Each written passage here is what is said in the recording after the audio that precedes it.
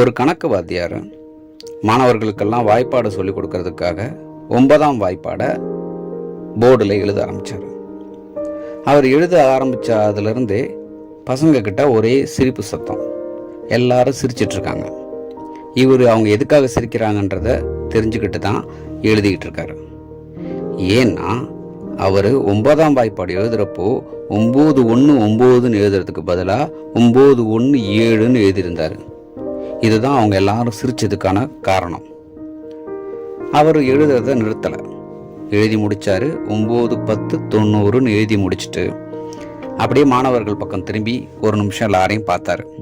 எல்லாரும் சிரிப்பை அடக்க முடியாமல் சிரிச்சிட்டு இருக்கிறத பார்த்துட்டு சொன்னார், நான் இங்கே 9 தடவை சரியாக எழுதியிருக்கேன்.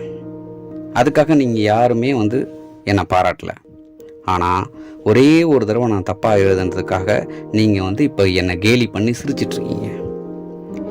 இது உங்களுக்கு ஒரு சரியான பாடத்தை சொல்லி கொடுக்கறதுக்காக நான் எழுதின தப்பான பாடம். இது என்னன்னா, இந்த உலகம் உங்களை இந்த கண்ணோட்டத்தில் தான் பார்க்கும். நீங்கள் செய்கிற சரியான விஷயங்கள் 1000 இருந்தாலும் அதுக்காக யாரும் உங்களை பாராட்ட மாட்டாங்க. நீங்கள் செய்கிற தப்பான விஷயம் ஒன்று இருந்ததுன்னா அந்த ஒரு விஷயத்துக்காக தான் உங்களை கேலி பண்ணுவாங்க, தரக்குறைவாக விமர்சனம் பண்ணுவாங்க. நீங்கள் தெரிஞ்சுக்க வேண்டிய விஷயம் ஒன்று தான், இந்த உலகம் உங்களை எப்படி பார்க்குதுன்றது முக்கியமே இல்லை.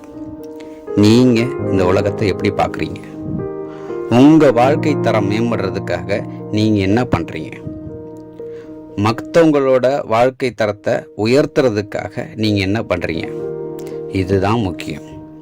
இந்த எண்ணம், உங்களோட இந்த எண்ணம் மட்டும்தான் உங்களை தீர்மானிக்கும். சுற்றி இருக்கிற யாரும் கிடையாது.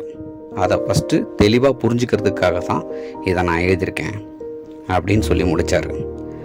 அப்போ தான் அந்த மாணவர்களுக்கெல்லாம் புரிஞ்சுது, இவர் ஏன் அதை தப்பாக எழுதினார், இதன் மூலமாக நம்மளுக்கு என்ன சொல்லி கொடுத்துருக்காரு அப்படின்னு.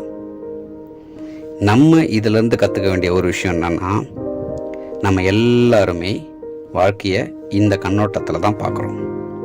நம்மளை சுற்றி இருக்கிறவங்க என்ன சொல்கிறாங்களோ அதுதான் நம்ம நினச்சிக்கிறோம். கிடையவே கிடையாது. என்றைக்குமே சொல்கிறேன், நம்ம வாழ்க்கைன்றது ஒரு கோல் கீப்பர் மாதிரி, ஃபுட்பாலில் ஒரு கோல் கீப்பர் மாதிரி. அவர் எத்தனை கோலை தடுக்கிறாருன்றது யார் கணக்கும் தெரியாது. ஆனால் எத்தனை கோலை விடுறாருன்றது மட்டும்தான் எல்லார் கணக்கும் தெரியும். அதுதான் கணக்கும் ஆகும். அதனால் நீங்கள் உங்களோட வாழ்க்கையில் தவற விடுற எந்த விஷயத்துக்காகவும் கவலைப்படாதீங்க. அடைய போகிற அந்த ஒரு விஷயத்தை மட்டும் நினச்சிங்கன்னா உங்களை விமர்சனம் பண்ணுறவங்களையும் உங்களை கேலி பண்ணுறவங்களுக்கு முன்னாடியும் நீங்கள் தலை நிமிர்ந்து நின்று காட்ட முடியும். இதை மட்டும் மனசில் வச்சுக்கிட்டா போதும் நண்பா. வாழ்க்கையில் நம்ம அடுத்தபடி போய்கிட்டே இருக்கலாம். மீண்டும் பேசலாம்.